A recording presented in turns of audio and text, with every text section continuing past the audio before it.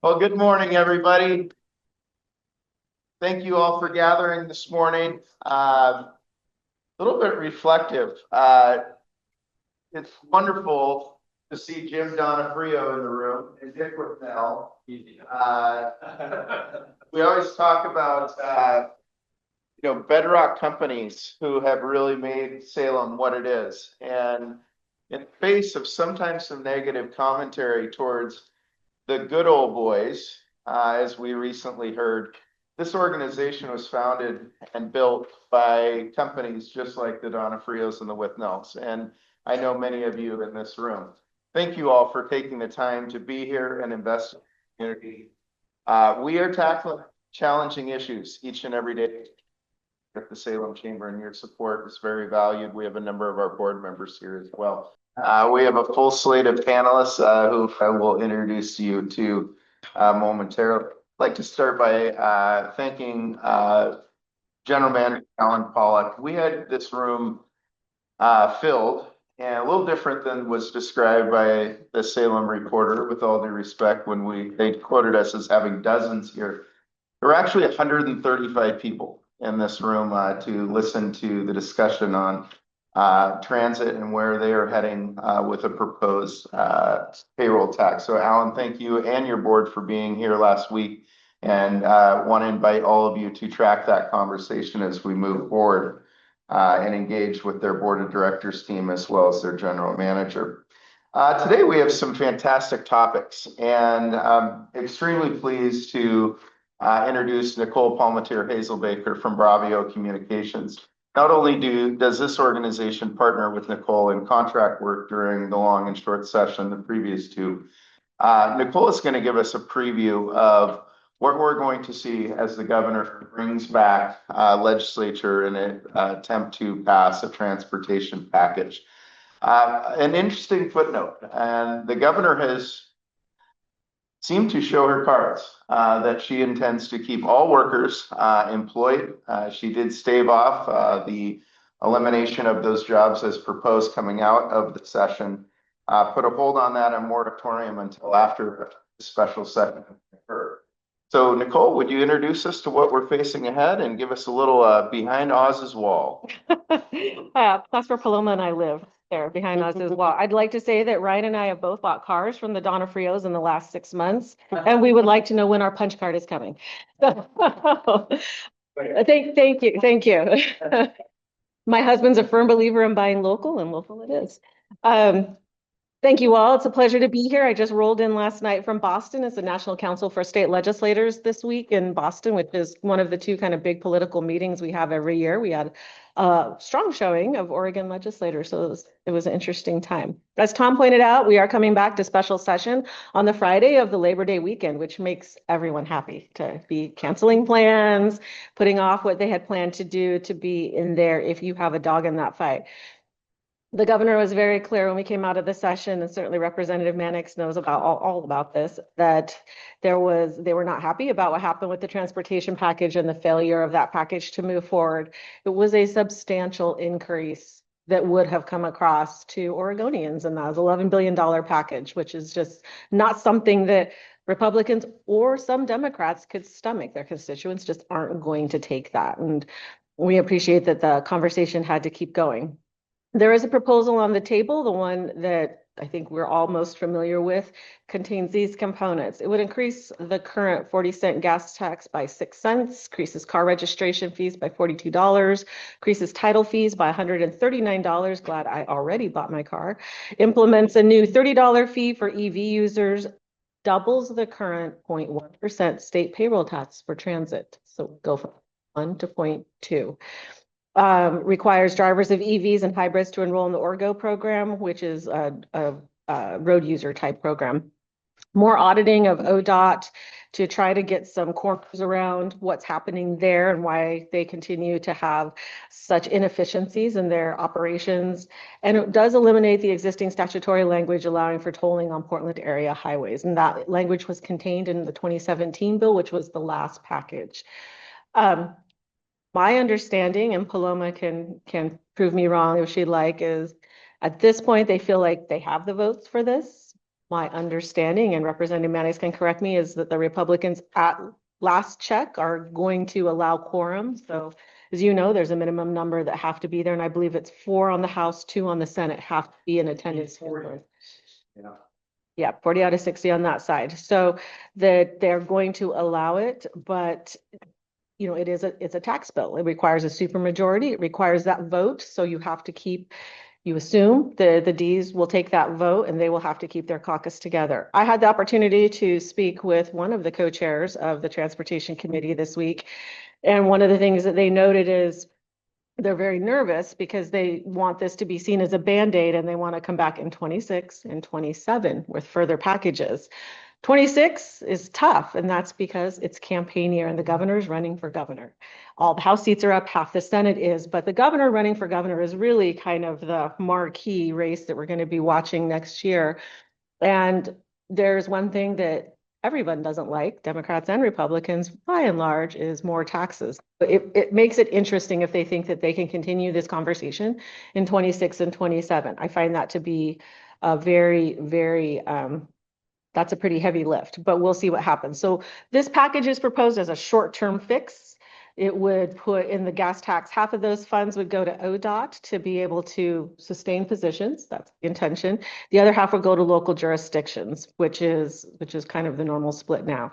This isn't intended to fund new large-scale projects. This isn't intended to fund the Columbia River Crossing or any other big packages because it isn't a large enough post out there. And that's where there are a lot of stakeholders who are waiting 2017 to see a new package come out and see the new investments they'd like to see. I have clients in Maritime. We've been watching. There's not any conversation about that. But I think that it's considered a Band-Aid. I think what will be difficult is, you know, once you take this vote, you're not going to want to take another one. Your constituents aren't going to want you to take another one next year and the year after to try to get to what their goal was originally. So this is August 29th. Paloma and I'll be having a grand old time there rather than being at the state fair. And so feel free to bring us some state fair snacks. This is what they're going to be coming in. Meanwhile, a couple of quick things that I just wanted to mention here. So we've started to see the agencies start to do their first dives into what the federal budget reconciliation bill will mean to Oregon. And I think we've talked about Oregon has a heavy reliance on Medicaid. We're one of the top 5 states with a percentage of population that utilizes Medicaid. I believe it's 1 in 3 Oregonians are utilizing the Medicaid system. As the health authority and DHS starts to unravel what's in there, they're starting to learn what this will mean to Oregon. It will mean some money. It will not mean as much in the 25-27 biennium as it will in 27-29. That's really where a lot of it. A few smaller things that will happen though in this current biennium. There'll be some changes in administrative cost sharing in the SNAP program, formerly called food stamps, of about 125 million. There's some other changes in SNAP at about 10 million. You're going to see some coverage drops, some changes in federal reimbursement for some of the programs, and you start to add those up and you start to get to billions of dollars. So this is a thing that's going to impact state budgets in a very real way. When we came out of session, they put a large set aside to deal with different types of impacts based on the priorities of the legislature and the governor, and they're going to now see what that means. The other piece that was introduced, and I sent this to Jameson and Tom, so they can certainly send that out. Legislative revenue, which are the people that figure out how much money we're going to make or not make, have done their first analysis of what the changes in tax policy under the Federal Budget Reconciliation Act will mean to the general fund. Now, I would say for, you know, people that I know are looking forward to some relief from high taxes or relief in the federal tax packages. And there are some. And I would encourage you to talk to your certified accounting professional to find out what that means for you. But some of the provisions that are in there, the overtime deduction, SALT limitation, tip deduction, car loan interest deduction, depreciation, research expenditures, business insurance deductions. So these are very real things for businesses that are actually going to make a difference. You'll remember John Hawkins, wherever you went, there you are, when we were during the session talked about the proposal to try to disconnect from federal tax code, which would change the definition of taxable income here in the state. This is why they were trying to do that, because when you have this change in federal tax code, Oregon is currently connected. So whatever happens there happens here. And what they were trying to do is disconnect. So in the event that they passed a package like this in Oregon, we would not have had the ability to take advantage of that in our state, the definition of our state taxable income. That was unsuccessful, did not pass. Passed the House, stopped in the Senate, died there.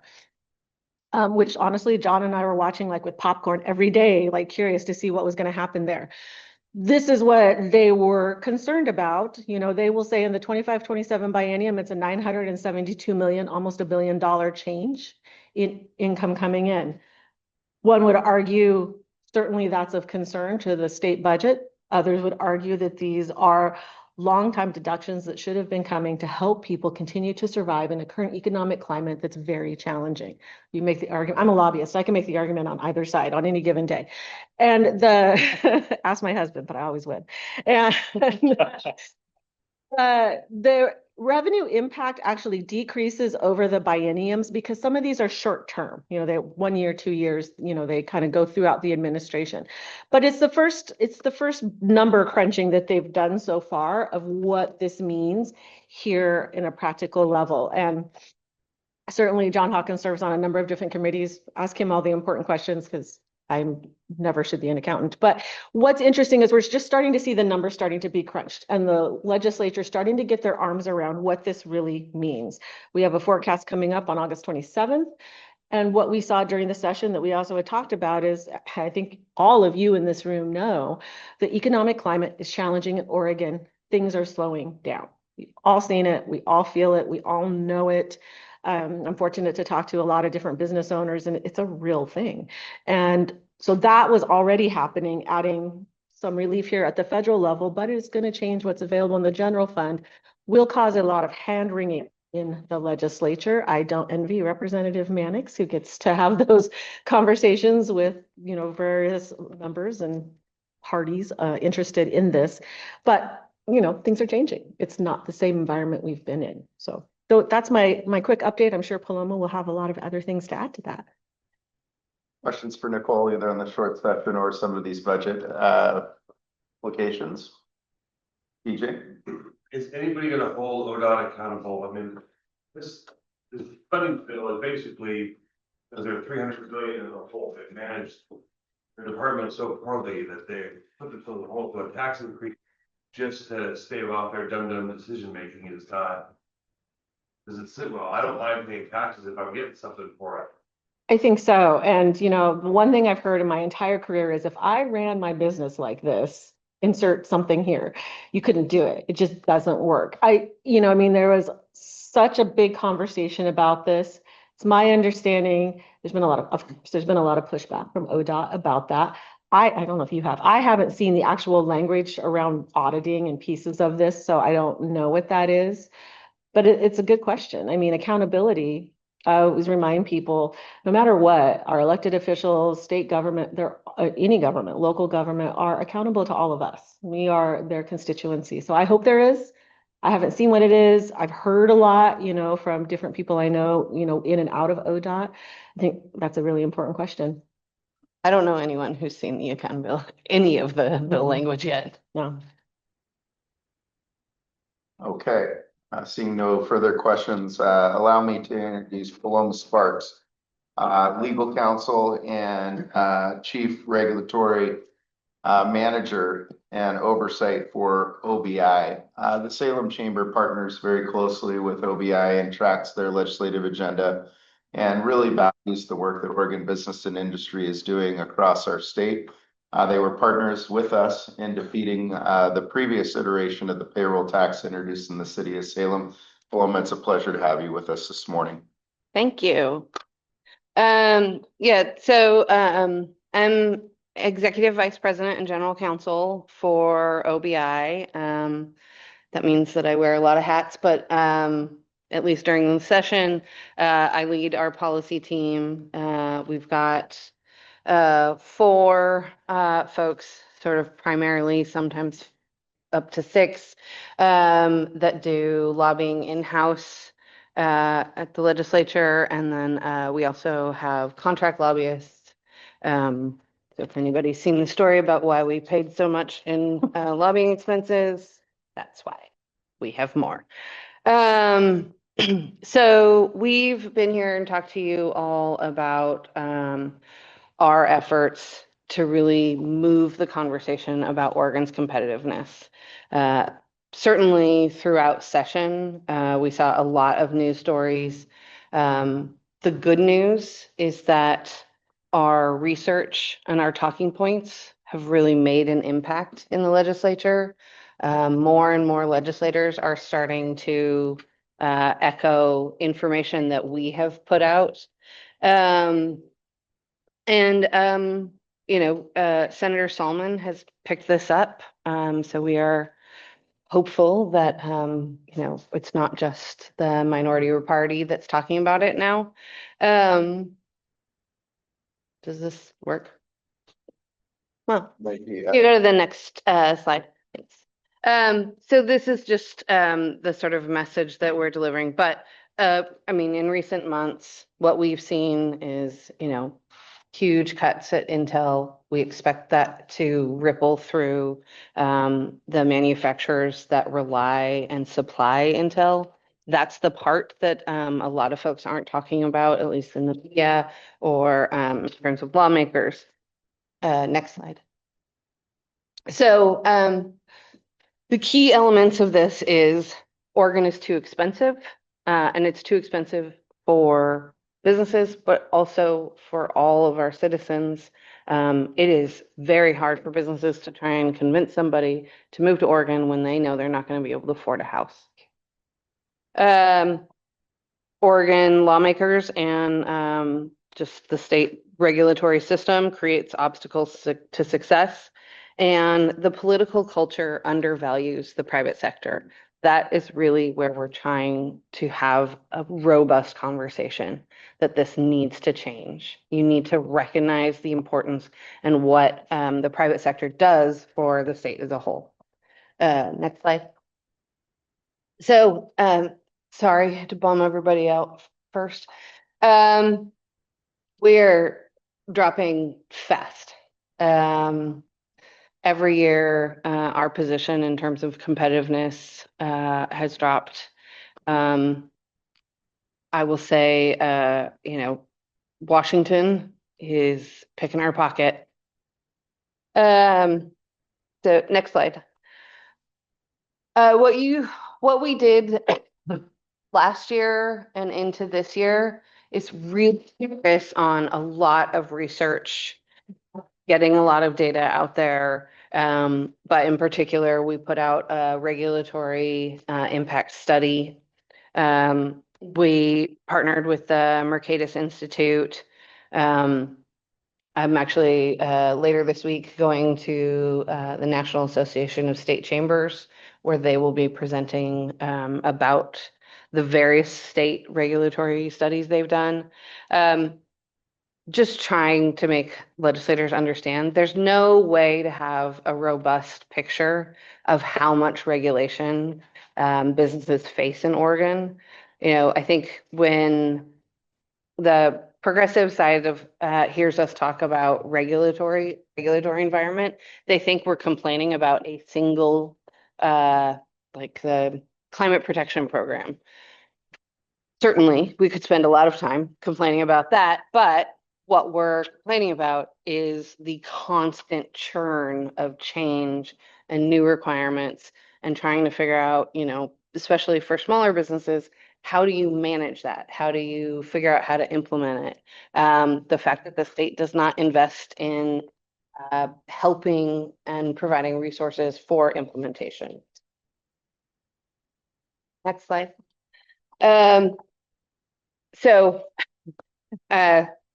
essentially, this is what we're asking. Focus. We have an economic development agency in the state, but quite honestly, the legislature has asked them to do too much, and they are unfocused. Every time the legislature doesn't know what to do with the new program they're creating, they just ship it over to Business Oregon. So they should not be responsible for things like broadband. They should be responsible for economic development. So we spend a lot of time talking about that also. Next slide. You've all heard our spiel on this. I'm gonna move quickly to the legislative session. Next slide. So what we saw this session, we can talk, I can spend all day talking about individual bills that passed or didn't pass. We could spend a whole hour just on that. But I'm going to just try and give you the big picture. And then at the end, I've provided you with sort of some resources to be able to do a deeper dive. Always happy to answer any questions. But this was a very unfocused legislature. They seem to have forgotten how to do bill counts, vote counts. They had, I think, the most number of placeholder bills that had ever been introduced, which means that it's just sitting there, a mystery of what it may one day become. Information was vague. There was not coordination, for example, in the House between the Speaker's office and the Majority office. They did not work that well together. And so bills were coming out of committees, having not determined whether or not they had the votes to pass on the floor. And then a bunch of chaos happened. Part of the reason why we saw transportation bills that popped out of committee multiple times, went to the floor, oops, we don't have the votes, send it back again. I think a lot of Democratic leadership were just sort of flustered by the Trump element, and they just did not know what to focus on. So we saw a lot of bills that would have made Oregon an outlier once again. And there was one bill it was about healthcare. The corporate practice of medicine is what they like to call it. It had lots of problems as drafted. Rather than amend the bill and fix the bill, they passed the bill that had all sorts of problems, and then passed another bill to try and amend the bill that they had just passed. I guarantee you this is going to be something we're going to have to come back and fix. And that was sort of emblematic of this session. I testified on that bill and I said, first of all, you're using a definition of for non-compete agreements that using the same terms that we use in other laws, but you've applied an entirely different definition to it. You need to fix that. You have made this so no one's going to know how to implement it. Employment lawyers don't know what you're doing. And afterwards, one of my lobbyist friends said, well, that was an excellent get your act together testimony. So that sort of was what this session was like. It was intense. We had the most number of bills, I think, in 20 years or something. Next slide. So just sort of by the numbers. So we had almost 3,500 bills. That's a crazy amount to try and track. OBI regularly tracks about a third to a half of all bills introduced, because we represent businesses of all sizes in all industries. We also take a stance on sort of general good governance proposals. So of those 3,400 bills, note, bills are not free to draft. They have a price tag. So that's a lot of money that the legislature spent on things that did not happen. But they passed 702 bills. There are too many committees, 41 committees.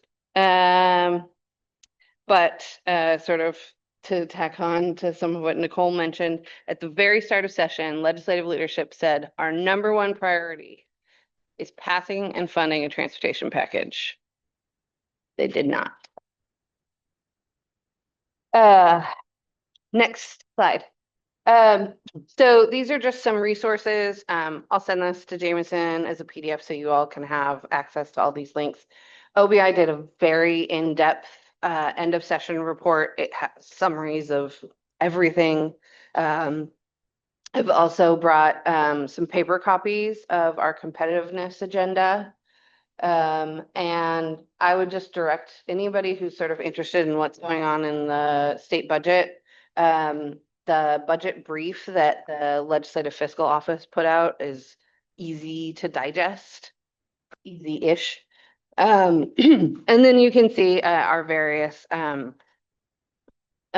research reports that we've done. Slide. Something that we want you all to be aware of is some potential ballot measures that are lingering out there that are very concerning to us that could qualify. Obviously, there's a ton of ballot measures that have been, or potential initiatives that have been filed. These are the ones that we're keeping a close eye on. So IP 28 essentially outlaws all ranching, hunting, fishing, dairy production. Yeah. So then next, I spend all my time or most of my time working on employment law.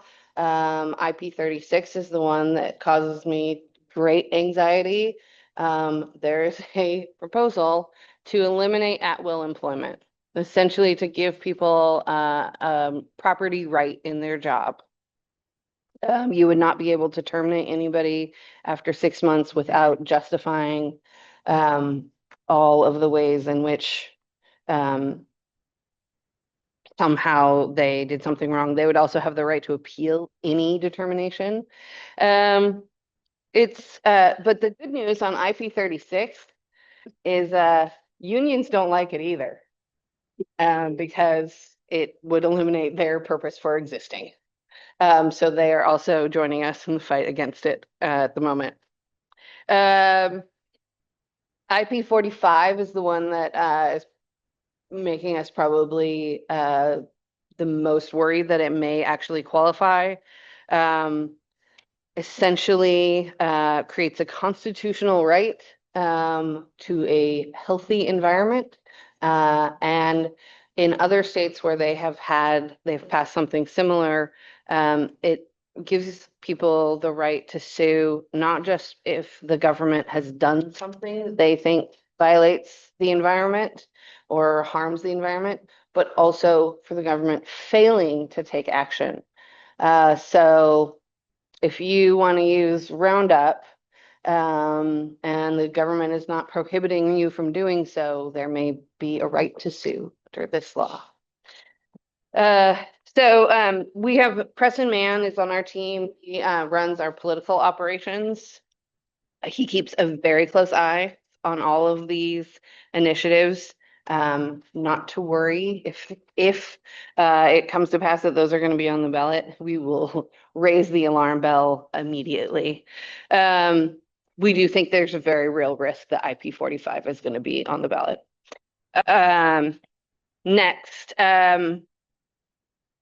so what we're just asking is that wherever possible, businesses really reach out to their individual legislators, local lawmakers also, not just your state legislators, and focus on the fact that we are at a crisis. Our economy is looking down the barrel of something very bad. The legislature does not believe just OBI when we say we have a problem. They need to hear from actual local small business owners about the need to do something, or at least to stop the harm. So we are ramping up already for our 2026 agenda. I will note, unfortunately, we had a very well-developed, I thought, regulatory modernization bill. At the end, it had a lot of support. I did not make it through because one of our provisions was a requirement that any rulemaking advisory committee that brought forward new regulations or new compliance obligations for businesses had to have at least 50% regulated entities representing on the rulemaking advisory committee. And the environmental advocates objected to that provision. And Democrats did not have much in terms of backbone to push back on that. And so that bill died. We're bringing it forward again, though. We negotiated every last word with the Department of Administrative Services and the governor's office. They have signed off on it. And we're going to make another run at it. So that's what I got for you. Happy to answer any questions. Paloma. Paloma Sparks. Representative Maddox. There are two initiatives coming that will be more welcoming to the business. Yes. Initiative petition 50 will be filed with enough signatures to trigger the ballot process early next week. And today we are filing initiative petition 51 with enough signatures to trigger the ballot process to repeal the entire estate tax. Yeah. Believe it or not. Mhm. But there are some positive things on the initiative. Yes. And those are fresh, so I realize it wouldn't be on your list. But in terms of proactive, eliminating catch and release is initiative 50. And that's where you're empowering workers just stop releasing burglars and auto thieves and first degree theft. Stop it. So there is some hope on the other side. Yeah, we just focused on the stuff we didn't like. Yeah, additional questions for Paloma? Paloma, thank you for your work this session and in partnership with your chambers who tap into you folks' expertise. It's a pleasure to welcome again in front of you our Fire Chief David Gerboth. We have gone through a transition in our ambulance services from being privately provided by Falk, which we saw for a number of years, and that is now squarely back in the hands of the fire department. What that also means is new employees and the purge burden that comes with that. So we know that there are some many benefits to response times. We know also as residents, we will be footing the bill for this. So to give us an update on how the ambulance transaction has occurred and any general comments on public safety, join me in welcoming Chief Gerboth.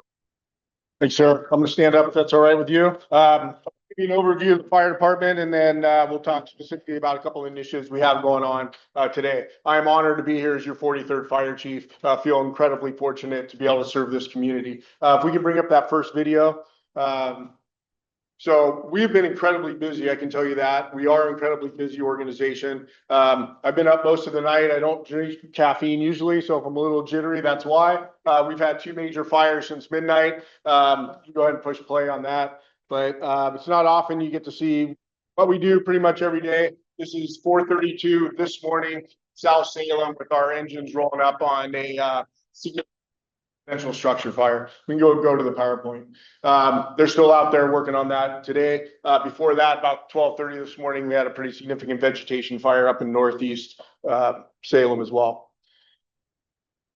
Can we get to the beginning here? So I'll just give you an overview of the fire department first. Our department was founded in 1857. So even before Oregon statehood, we've been serving this community 167 years. And during that time, evolving to adapt to the changes that have happened within our community and the challenges that we face. There you go. Thank you. So go ahead, I'll try this. We have a pretty simple mission, and that is to be a community-focused organization and delivering the highest level of service and really be a model throughout the state and beyond. We are certainly on that trajectory. We have several initiatives, and we are leading many of our departments in the state right now. So I'll just have you keep moving forward here because I don't think this is our organization. We have 330 employees that are now serving our community between fire operations, our firefighters, ambulance service, our dispatch center as well. We'll just keep going. So we are an all hazards organization. Certainly we respond to fires, but but we do much more than that. So we have 24 hours a day. We have 11 fire stations that are staffed, 11 engine companies, 2 ladder trucks, and 2 battalion chiefs that are serving this community. So keep going. Next. So certainly we go to fires. Go to the next one. And we've been incredibly busy lately. We also provide emergency medical services, and we do that in an advanced life support platform, not just on our ambulance, but every one of our companies throughout the city is providing advanced life support. Go ahead to the next. There. So we have many specialty teams.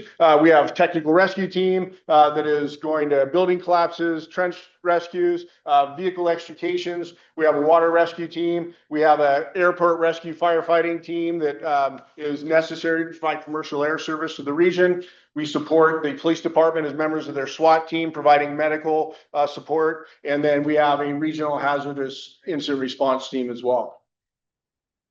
With that, a lot of different specialty apparatus that you've seen throughout our organization.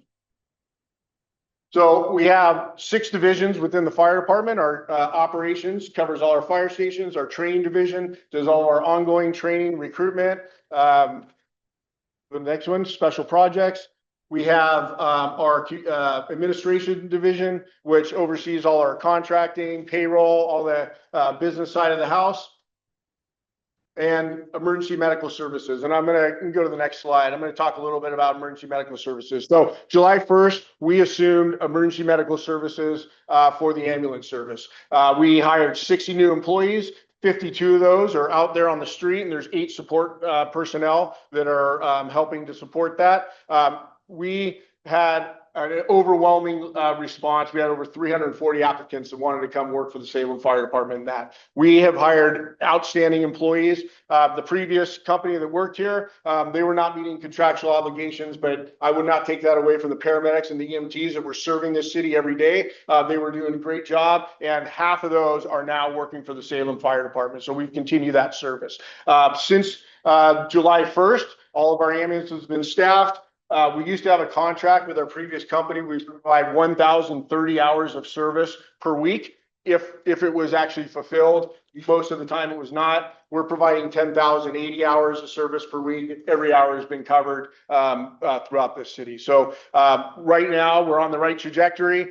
We are looking at data. We moved a couple ambulances around because we are being incredibly nimble. I think in the context of a governmental agency, we're moving at lightning speed. We're looking at data every day to see how we best serve this community. And if we need to make a change, we're making a change. So right now, our units have been busy. Our workforce has been great. They've been extremely happy coming over, feeling like they're part of a family. But what we're seeing is a cohesive strategy and cohesive service delivery where we have a clear chain of command. We know exactly who we have out there. If we have issues, we deal with them right away. We don't have to talk to another company. And so the service delivery has absolutely improved. As far as our finances and mentioned, this is an enterprise fund, so we're not using the general fund. We fund through reimbursements, just like any ambulance company. So we charge for our services, and that helps support not only the members of the ambulances itself, the vehicles, and then any of the support staff to go into that. So we're just now making collections. The first quarter, we're going to give an overview to the city council, the work session about where we are. It's probably going to take 6 months to really understand, what our reimbursements are, and then really a full year to, a lot of what we do. You mentioned Medicaid and Medicare are certainly some of the reimbursements we get. Federal government is the slowest one to reimburse other than private insurance. So it does take some time. We're in the rears, but the amount of calls we're going to and the delivery of service is certainly meeting those expectations. Go to the next one. Our communications division, we have the Willamette Valley Communications Center, 79 employees dispatching for 33 agencies over 3 counties. So we're one of the busiest dispatch centers in the state. Over 450,000 calls a year are coming into our dispatch center. Community risk reduction is our fire prevention arm of the fire department. They also do our fire investigations. So a lot of community outreach, a lot of code compliance, plan review, and then ensuring our safety within the city. We're only one of 6 exempt organizations within the state. What that means is every other organization is actually controlled by the Oregon State Fire Marshal for their code compliance. What that does for us is it gives us ability to work with all of you that if there are something that is unique to the city, that we have the ability to make those decisions and make changes. So we're not strictly held only to what the state of Oregon says. So standards and response, we talk a lot about this. We talk about response time, staffing, and we go by the National Fire Protection Association. This is go to the next one, organization that has over 300 different standards. We adhere to standard 1710, which is career fire departments. And this is how we benchmark what we do. The normal standard for career fire departments is responding within 4 minutes with 4 persons on a piece of equipment. We have 3. We're not meeting national standards right now. I can tell you that. We're currently going on what we call a standards to cover. It's a comprehensive study of our operations, our resources, and the risks and vulnerabilities we have in the community and how that compares. We're going to be delivering that also in October at the work session for City Council, and then that will feed into a strategic plan for incremental improvements to help serve the community. We understand where we're at economically. Certainly, I'd love to have 4 on a company. I came from an organization that had 4 on a company, and last night that fire we saw, 17 personnel would show up on that. The agency I came with, we would have had 26 for the same fire. So certainly we're doing more with less, but we have outstanding personnel that are working hard here. Our emergency medical service is the same thing, 4-minute standards. And 8 minutes for advanced life support. And that is something that we are working to meet. There's reasons for that, certainly. Fires double in size every minute. Usually flashover can occur from 3 to 5 minutes. What that is a room that bursts into flames simultaneously. And generally that happens. It's not a survivable event. And maybe you can get out in 10 seconds, but that's why we need to be there quickly. And with EMS, you can have brain damage that starts pretty quickly. 70% survival rate when we get an external defibrillator in place for somebody that's having a heart attack within 3 to 4 minutes. That is a remarkable stat, and that's why we try to get there quickly. I also have some questions sometimes. Why do we see a fire engine on a medical emergency? That's why. Oftentimes we're closer. Most of the time we show up first. We have the same advanced life support capabilities as an ambulance. We can start that treatment. We can defibrillate somebody. Ambulance shows up. We hand off and we transport to the hospital.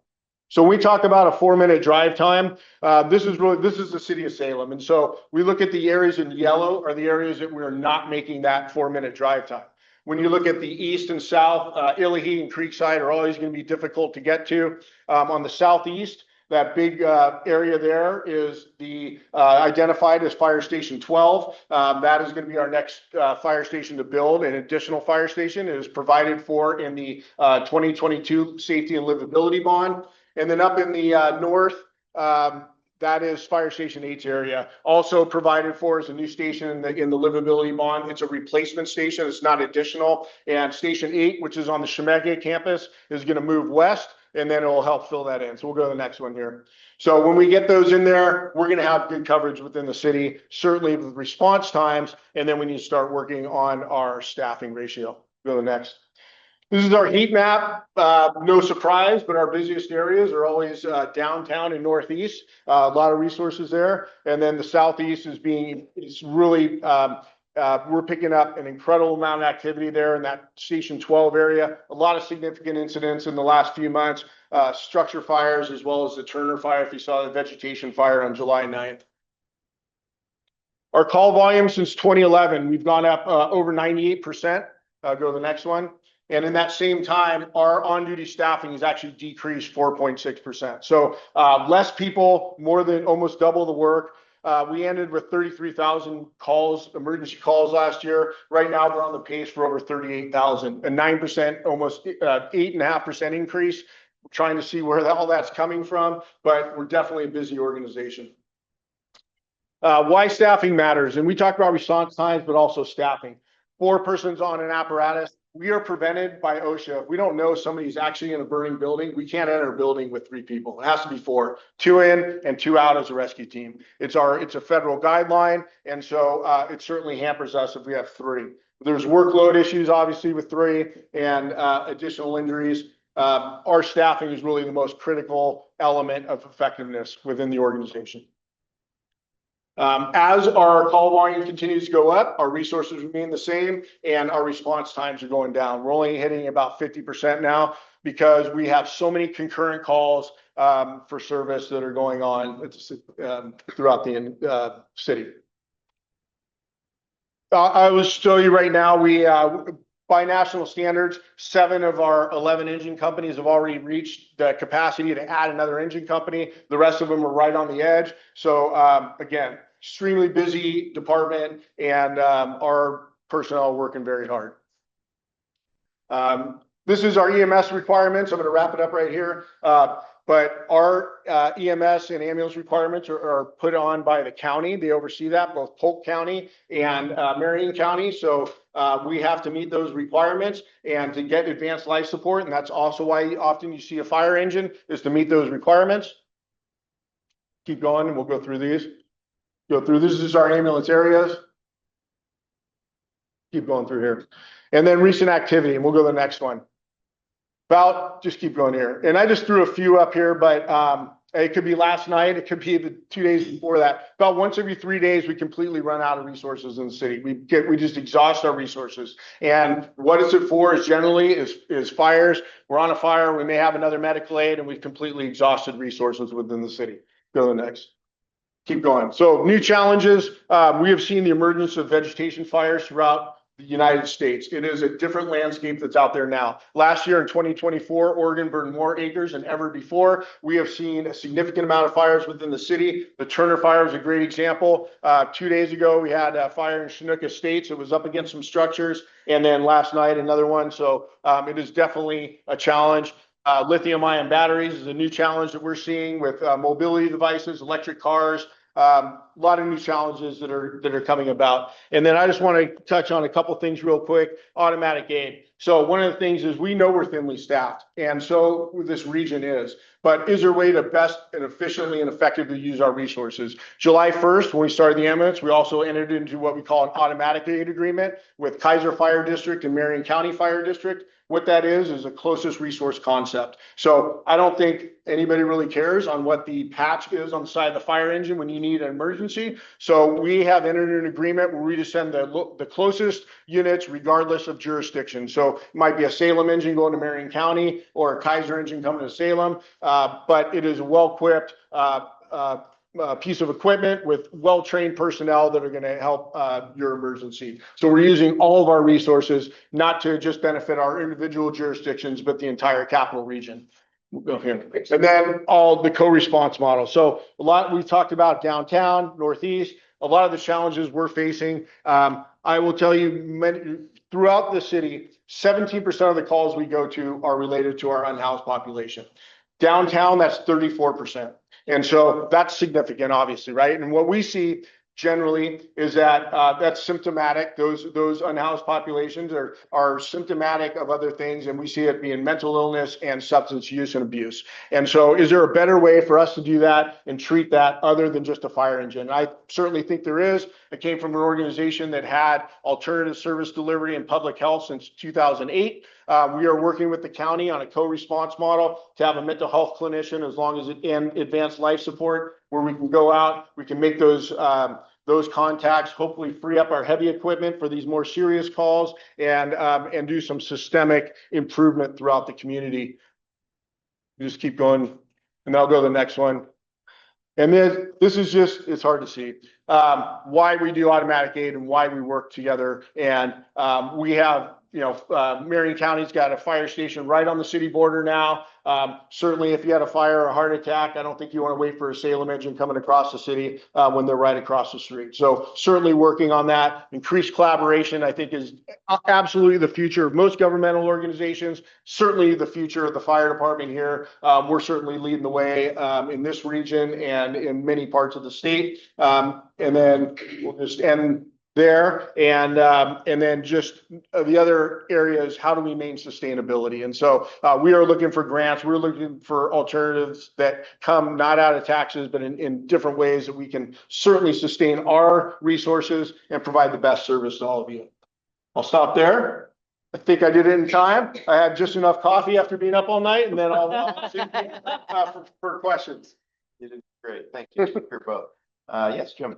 It's gonna be planned to improve the response time to the Creekside Hill area. I know you haven't addressed the other ones. Yeah. They live in a monkey. I'd like Yeah, to- so what we're looking at is we would like to see some smaller units like squads, for example, 2 people, paramedic and EMT that can pick up those calls, those medical calls off our heavy equipment. But as far as our heavy equipment responding in those areas, what's going to improve that is going to be new facilities, right? And so we don't have any new facilities planned on the south or the east. I don't know how common knowledge it is, but other than the 42 square miles that we cover, we also have an agreement with the Salem Suburban Fire District, and we cover 39 square miles within the county, mostly south, but a little bit of west. And so one of the things we're looking at is in the future, can we build a fire station in the Salem suburban area? There is not one there right now. And so that would be one area that we're looking at that we don't even have plans yet. But I think in the future in that the southwest area, that would improve service,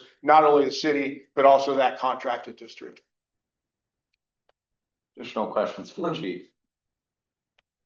DJ? Now, every healthcare provider has to deal with cost share, people who can't pay at all. You track how many people don't pay. We do. For services. Yeah, we do. So right now it's about 5% of our transports. We keep tracking that. It's just bad debt that we write off. But there's just so many different ways. Anybody in healthcare knows the complications of the healthcare system, right? With our federal reimbursements, we have capitated rates, so it doesn't matter how much we charge. There's a lid on how much we get reimbursed, and then part of our billing is that we do try to recover from those that don't pay. However, that is such a rarity for whatever reason. Mostly it's people that choose not to go through insurance.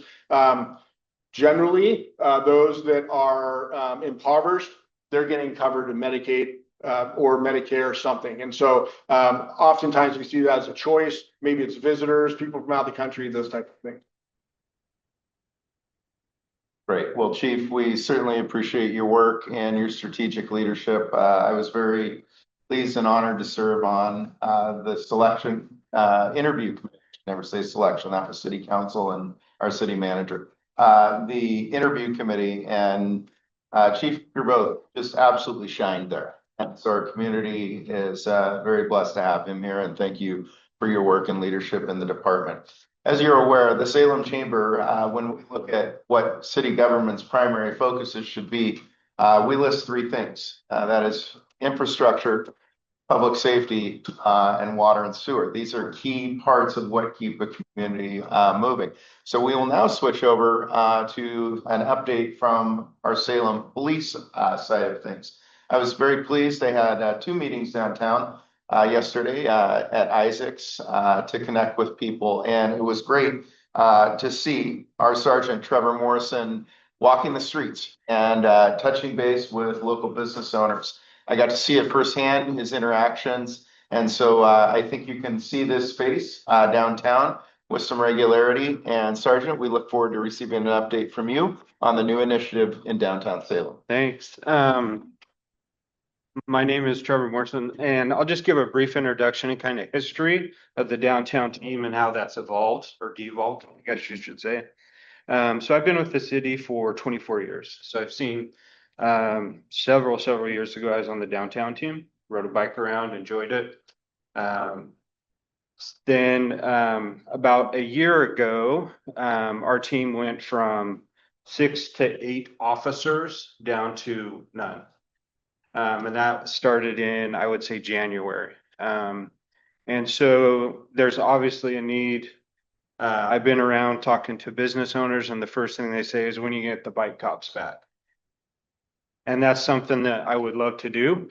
However, in the meantime, get me, whether you like it or not.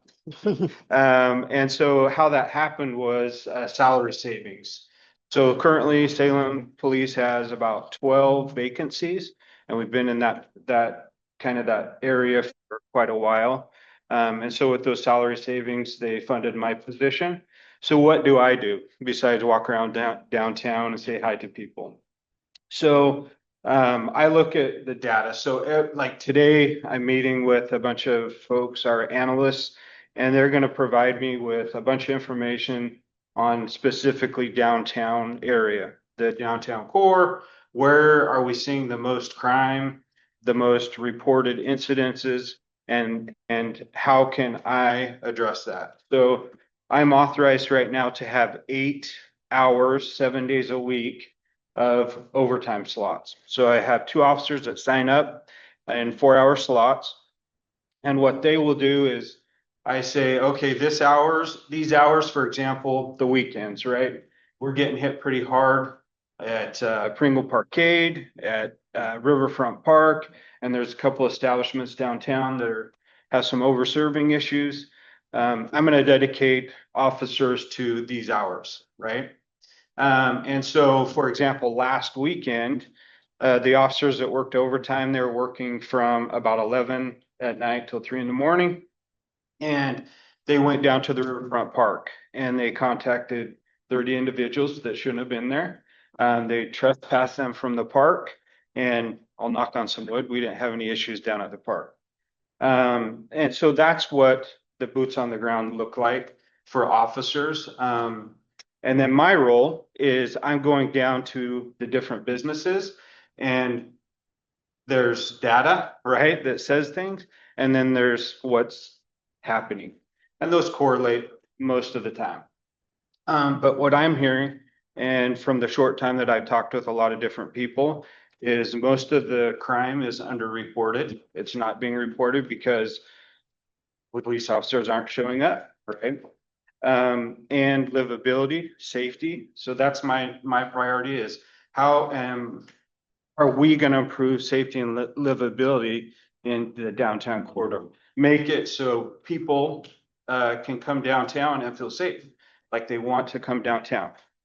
So with the data, with the officers that I'm putting in those specific timeframes, and then what I'm encouraging business owners to do is report.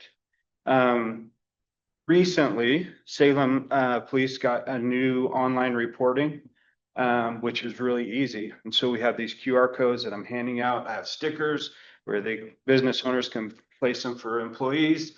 I have business cards and with that QR code.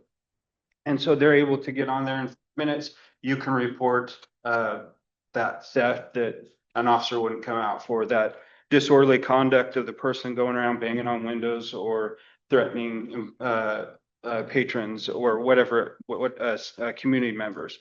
So that's kind of an overall of what we're doing. And my intent is to go and meet all the business owners downtown, introduce myself so they have a face, they can contact me.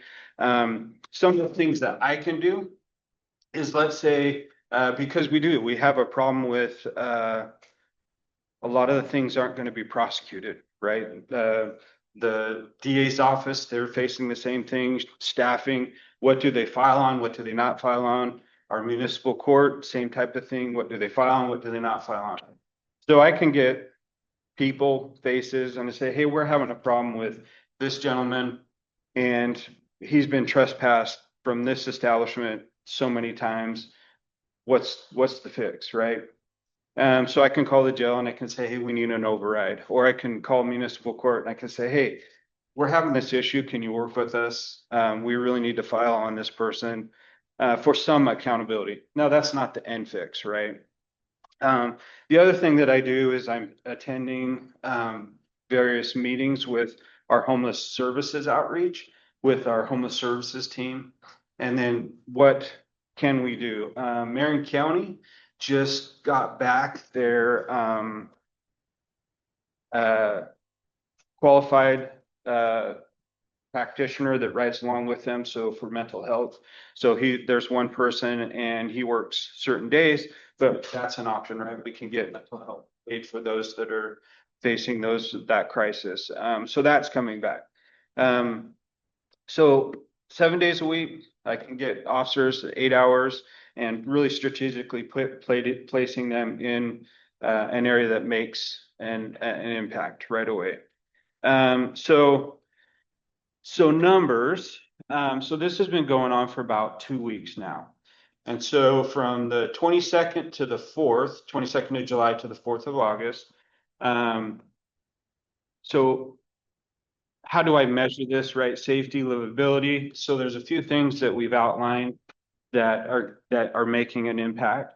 And so one of those are positive contacts, right? Going in the community, walking through wherever, the mall, downtown, and just introducing yourself to business owners, to citizens, to see officers downtown and like, okay, there's police patrolling, I feel safe. That's the goal. Hopefully we feel safe. So from that date, those dates, we've had 222 positive contacts downtown. Field interviews are like, hey, there's some criminal element, or that person's digging in the garbage, or that person's urinating in a alleyway, or wherever it may be. So those field interviews, we've had 135 contacts in that. Traffic stops, we want to see visual, pedestrian safety. 118 traffic stops. Of those, 119 citations, criminal citations, 9. Warnings, 143 arrests. We've had 23 arrests downtown. And then this calls for service is just the officers that are working overtime. That doesn't include the district officer that is assigned downtown. There are 27 calls for service that we handled or helped with. And then the important thing that also track is drugs and guns.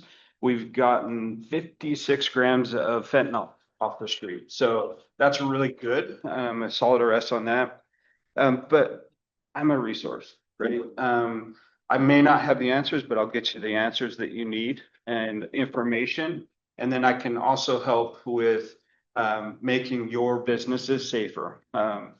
What can you do? What is prosecutor? How can we work the system to work for you and make you feel safe? So I appreciate you guys inviting me here. Hopefully you'll see me around a lot. I do enjoy walking around downtown. When they let me, I'll take a bike downtown and pedal around and try not to crash it. Any questions? Alan? Yeah, I would like to express my appreciation for the increase in presence and for the outreach programs and so on that are going on. Grocery Outlet is one of only 2 downtown grocery stores in an area that is increasing in density and emphasizing biking and walking. And it's also at the junction going north. What I would like to know, well, I should say, the reasons that they express that they're vacating is an incredible shrinkage rate shoplifting and decreasing foot traffic, as they say, that regular customers are uncomfortable going to the store. And this has been going on for some time. And it has gotten to this junction. And this is a question of police and perhaps the Main Street Association to consider what can be done about the situation, if anything at all. I don't really know. They have formally notified them of their vacating within the last couple of days. So Yeah. It's a hell of a time for them to go. Yeah. I couldn't say that any more strongly. I really appreciate what is going on here in Salem. And I think if ever they are making a mistake by thinking now, there it is.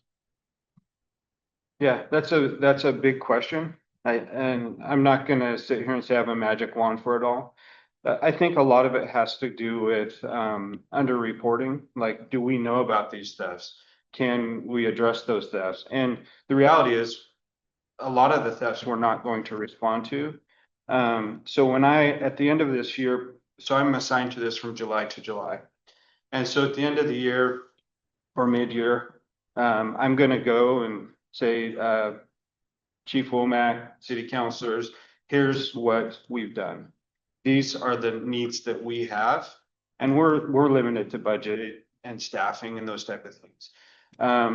But Grocery Outlet has just been hit really hard with these factual numbers. These are the amount of thefts they're dealing with, dollar loss, all that. So if I had 2-4 officers dedicated to downtown, then I could make an impact in this way. And so that's the long term. The short term is reporting. And then getting those officers out there, the downtown officers, I can assign them to patrol that area. That's the short term. It's not an end fix, but it's a short term fix that may help them. And they're not alone. There's a lot of different businesses that are in the same. Talk to Lieutenant Riddle Yeah, and each walk through the new system. I think that's great. yeah, The simple fact is that no surprise that Gio was suffering from morning fatigue. yeah. Long time. Yep. I completely understand. There's no consequence for the behavior. Mhm. It's going to be incredibly challenging to stem it. Manny? Hi, so for those that go to testify from the city council, can you give us some guidance on what specific things we can ask for the situation? I assume that funding. Any guidance on what we can ask for from the city council to their faces that can have some immediate results? I'm not a city council expert. Hey, I'm just gonna jump in both. Let me run some cover for both the chief and the sergeant. Manny, they are employees and they are prohibited from guiding public policy. They are public servants and we're very thankful for both of them serving in their leadership roles, but it would be unfair to ask them for guidance because legally they cannot. But I would be, there's about 100 people in this room that would love to tell you some thoughts on where we could go. Thank you, Manny. If you have not seen Manny's last testimony in front of city council, I'd be happy to give it to you. It's pretty powerful. Anne Marie. I just wanted to thank Officer Morrison. So I sent an email to some city officials regarding issues with the Elsinore and our brand new tile work in a $1.5 million project. And not to the police department. And I got a call yesterday from Officer Morrison and he went by the Elsinore, took up the QR codes, and I just think we are over fatigued with just constantly talking about it and seeing no actions. And so the fact that you my call and went there, I just want to say how much I appreciate that. It's great. Protocol would be for when reporting has been done, we've had. I'm sorry, we're reporting what? The protocol would be after reporting has been done for, behavior that we've had at our, by homeless, particularly when someone is revisiting the same person, targeting, saying they're gonna get guns, that they're gonna shoot up our place, and then having physically assaulted one of our employees at multiple locations. Reporting has been done, arrests have been made. I've gone to the police department, to the Marion County Circuit Courthouse, to the DA, done a lot of follow-up. And it sounds like there's some reporting things that need to happen. What's the best procedures of follow-up to make sure that these things don't get lost? Yeah, so when a crime is reporting and a person is a victim of crime, they receive through Marion County what's called a victims advocate.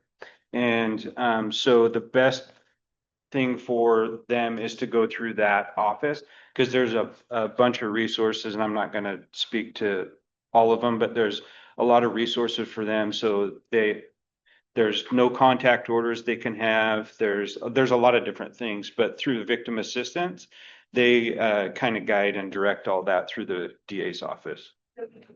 To get those documents, I checked or said that they couldn't do those for businesses because they only do blood related to relative situations. There's different kinds of no contact orders, and this would be more of like on the stalking side of it. I can talk to you afterwards and give you more detailed stuff. Yeah. Yeah. Yep. Yeah, our concern with this particular probably is a good place to talk about it. This could happen to any of you. This guy's actually coming in the store, telling people he's gonna shoot. He's been arrested. I think, how many times have they arrested? At least two. Two, and I know we did a Plaid Pantry. Mhm. You know, you hear about these guys and they say, you know, when they go in and they shoot up a place and they say there was a lot of telltale signs they were gonna do it. This guy's a serious threat, so I don't know if we should be carrying guns in the store. I mean, it makes our I mean, they were doing this in front of customers too, and he actually hit Kurt. Fortunately, Kurt's like a Navy SEAL, but this guy hit him right in the face in front of customer lounge in the Mercedes. He ran him out of the fourth store, he went over there, so he was arrested. Mhm. Then evidently got out, did the same thing at Platt Pantry, then came back to our stores again, then went out to our Kaiser store. So I'm concerned for the safety of our employees. And we've kind of reported it a couple times, so maybe at a later date, tell us what to do. Yeah, no, and you know, a lot of what we do is reactive as police, where I can tell the gentleman till I'm blue in the face, don't go there, there's a no contact order, those type of things. And the biggest thing is have those things in place, so if it does happen, then we can take action. But again, I can talk more about specifics for you for your individual thing. We do appreciate everything. Yeah. You guys. Mhm. Really quick, how long in, what is the time frame between the officer respond and fills out the appropriate reports? How long until those get filed? A couple of those times now, it's been over a week and they have no recollection that hasn't even been filed yet. Yeah. So this guy could be here one day, Mhm. threatening to be here the next day, and there's the consequences don't escalate because there's no catch up. Sure. So, like I'll take your case for like assault. So we arrest somebody for an assault, and I'll kind of walk you through that process so there's an understanding. So we arrest somebody for assault and they get booked into the jail, and there's a no contact order automatically in place. That is housed with the jail. It's put into the computer system where any officer that comes in contact with them or they have contact with you again, we know that they're not allowed to have contact with this business or this individual. And so that is the catch-all. I mean, that's the safety valve, I guess, for the interim when they have they go before the judge pre-trial and they say, no, you can't contact with them. And then it's in court, it's written, and there's more parameters for that. For the officers, when they write their report, it's done that day. Our records section sends it over to the Marion County Courthouse along with all the body cam and all that stuff. I don't know their timeline. They're usually pretty responsive with those type of things. But again, there's that no contact order right away. Does that answer your question, or did I? Not really, but.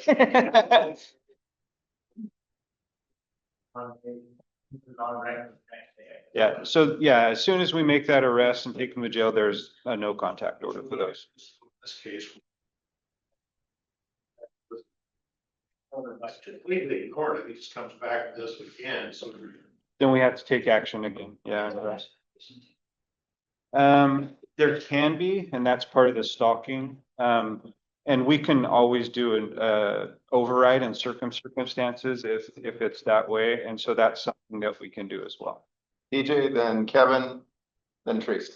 See a good example of why elections matter, living in our city matter, because previous administration, there was money being moved out of the police department and into the city manager's department, which is maybe the most inefficient use of tax dollars. So with our officials, you're gonna go time into your schedule for HUDs from downtown business owners, because they really are. They feel like the city has forgotten about them, and seeing you down there is going to be a sign to them that the city cares about the downtown business owner. Representative Mannix? I'll just say that we require a systematic approach. One of the problems is we have these empty cells, there's a whole unit of cells in the Marion County Jail.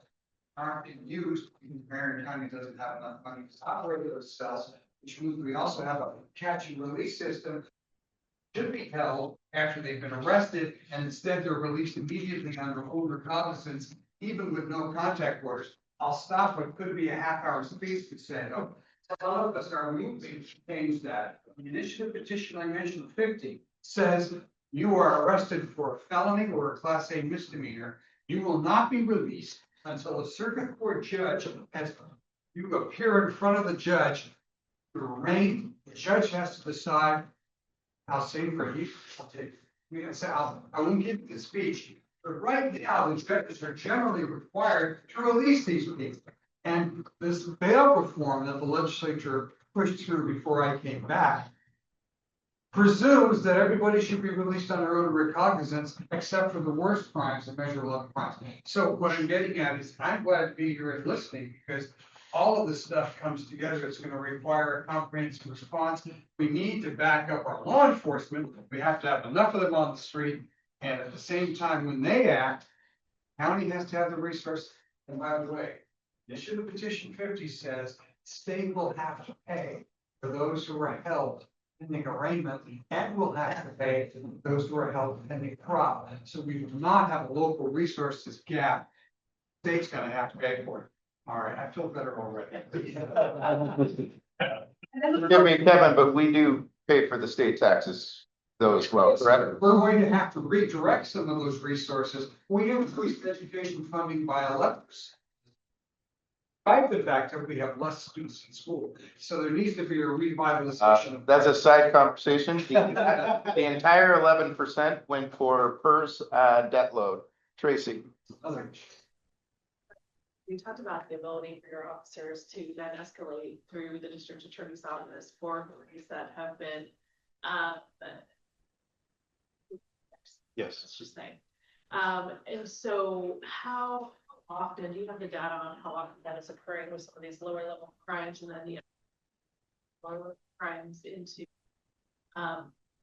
advanced and into the violent crimes?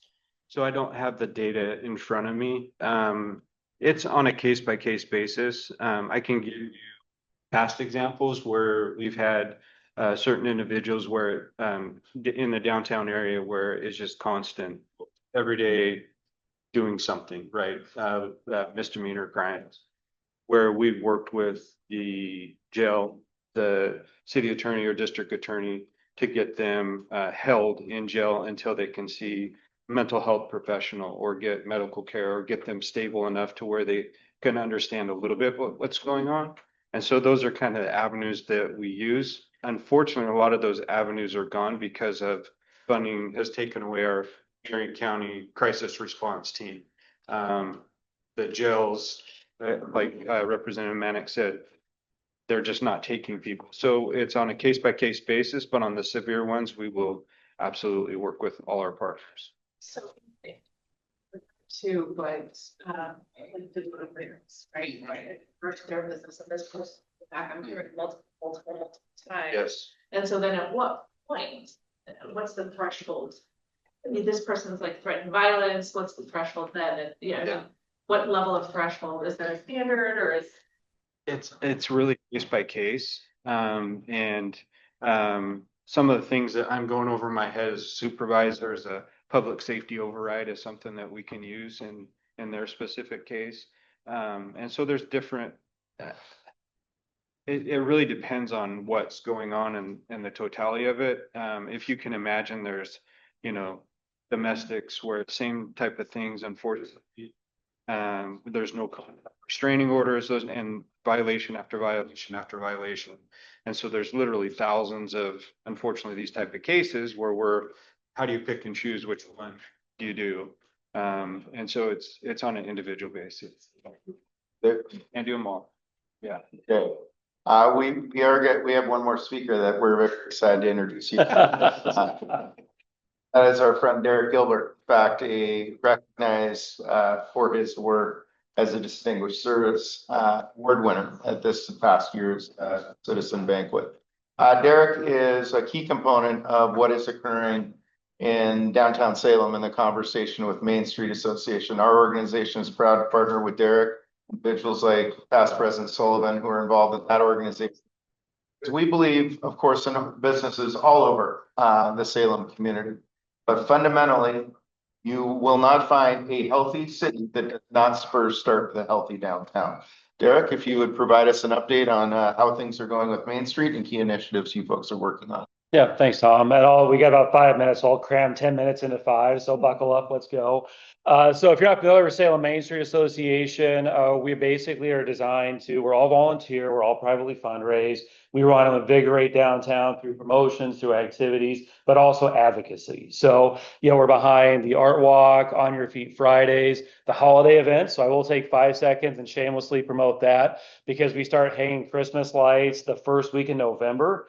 So we're looking for volunteers. Again, that is all volunteer based. So we hang every Saturday in November and get ready for the parade on Black Friday. It's going to be Black Friday every year moving forward. So thanks to those in the room that have supported that, but we're always looking for partnership financially and volunteers because we really want to keep that event grassroots. Why I'm here today is we started doing some meetings a couple of months ago. And to give some background on that, I would say earlier this year, having been in downtown most of my career, it was kind of reaching a fever pitch. There was frustration, there was concern, a lot of questions and misinformation in regards to some of the safety issues, the perception issues as pay parking was rolling out. So we wanted to convene a forum so we could have some more direct opportunity to speak with our city leadership. And to the city's credit, everybody showed up. Now we were thrown a slight curveball because we had our first event on July 18th, or excuse me, June 18th. Mayor Hoy, Councilor Nishiokas, and Teagan had committed to those. With the Oregon Government Ethics Commission, they had to take a step back to deal with those public forum issues. But we're hoping with our meetings moving forward, they'll be able to participate because they were wanting to be at that table. At the first meeting, we really wanted to have the opportunity to open that dialogue with city leaders, with public safety, with everything. We wanted not just to be a complaint session, because we've opened to those. We want it to be value added. We want it to be efficient and truly open that dialogue and get the best information possible out and allow feedback for the city from those that are stakeholders in downtown. So it was a good cross collaboration of business owners, stakeholders, nonprofits, residents. Chief Womack was there, Chief Gerboth was there, interim city manager on Brewery was there, DA Clarkson, and then a variety of nonprofits. The biggest takeaway for me for that first one is kind of like you identified, people felt heard. And to the city's credit, especially in the absence of some of our elected leaders, they asked for an open mic session, which scared the hell out of me. Like, are you seeing how those can go? But what I would say is it was extremely respectful, but it was extremely vulnerable. We had people, stories shared of being chased with a machete. One of the business employees downtown got up and was literally crying. She's like, I wasn't going to say anything. But when I asked people to move out in front of our business in the mornings, I've had bottles thrown at my head. I've been threatened with sexual violence. I've been threatened with stalking, being cut. I mean, all these stories, in addition to the more normal, I hate saying that word, of human waste, broken windows, graffiti, and things like that. And it was fascinating because I like watching people in those moments, and I could kind of see, obviously, it creates an economic impact downtown, which is what we're fighting for. But there was a lot of personal trauma that's being created that, as TJ and Tom said, like if we keep the core of downtown strong, I firmly believe the rest of the city will become healthier as well. So that was kind of the why behind the meetings. I thought it went really well. It led to a follow-up meeting per the city's request the following month. Let's get a month out. Let's have some updates to it. Representative Mannix was kind enough to join that one. We're trying to layer in because obviously it is a city issue, but we've got the county a block away. We've got the capital block past that. So really trying to layer in so we can add those efficiencies with different resources. And it feels like it's going well so far. I mean, those that know me know I'm an undying optimist. It drives my wife crazy on a regular basis. But it feels like we're getting traction if for no other reason that we're bringing those voices to council, to our leaders in a respectful way, trying to offer solutions as well. TJ is working on a clean team. There's a few proposals out for that right now. How do we get people downtown so we can wash the sidewalks, reduce the smell, pick up trash, identify biohazards and bio waste that can be picked up? So those are kind of conversations that are happening now. One of the questions Jameson asked is, what do you think it's working? And like I said, I think it is. Even small wins, Tiffany from Isaac's room identified that her trash doesn't get picked up. She had to literally pick up her own trash. They've already been able to change that cycle, so now Republic is picking up a little bit more. I can't tell you how much I appreciate the police department and their response, and now an identified position, I think, is a small byproduct of this. Obviously, both the fire department and the police department are working with less resources. The fact that they are making a commitment to downtown and Northeast, I think, is an amazing first step. And then again, having some of these businesses that have that opportunity to connect for the first time so we can truly feel heard.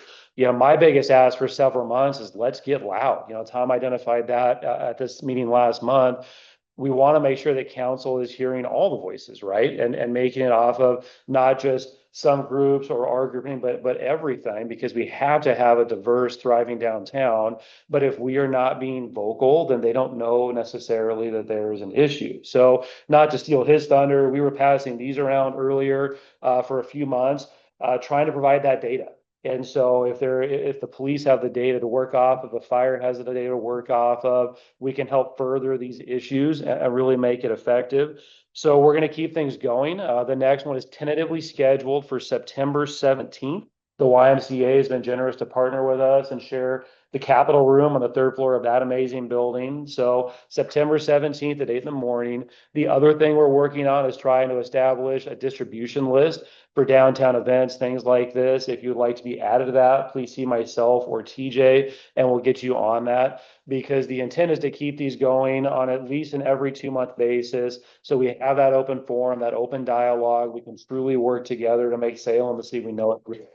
So with that, Great job. 8:30. Alan?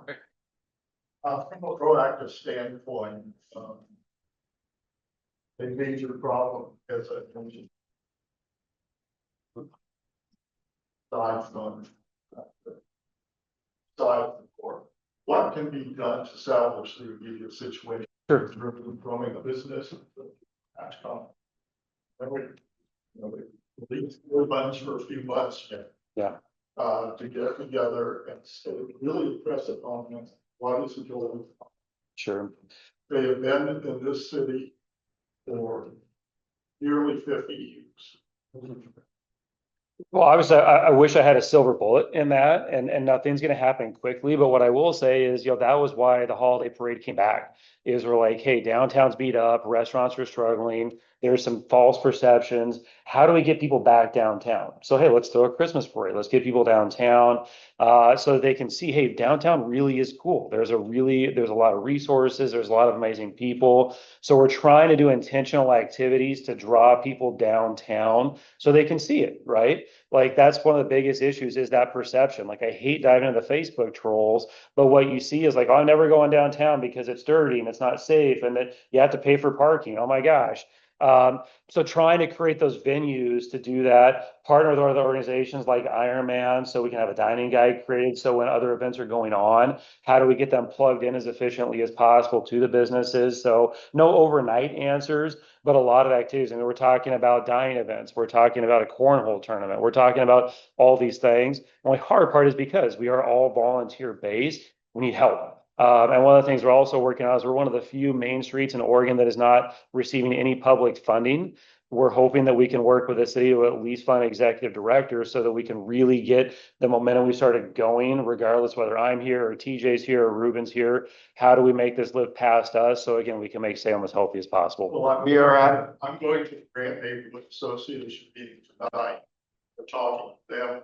I'm going to and let them know what's going on. What to do. Yeah, we all need to lean into our local owned businesses, and Alan, we are sorry to hear the news of the impending departure. Would you join me in thanking our slate of speakers today?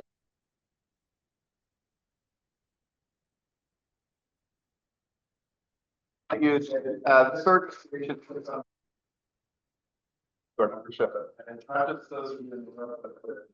numbers watch this programming online or Appreciate later. you guys want to remember. I would like to Make it remind you, part of the we neighborhood. are growth and we are trying to build a more resilient community ourselves, and that starts getting more members to this organization. If you have somebody that should think about joining an organization of like-minded people who believe in bigger things and fight fiercely for the strong economy in this region.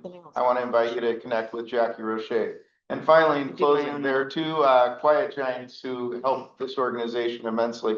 Jameson Gideon put on today's programming and helped arrange the relationships with the speakers.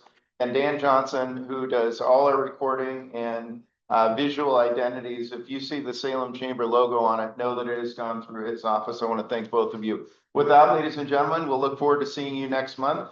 We never take a month off, so we'll see you next month, first Thursday.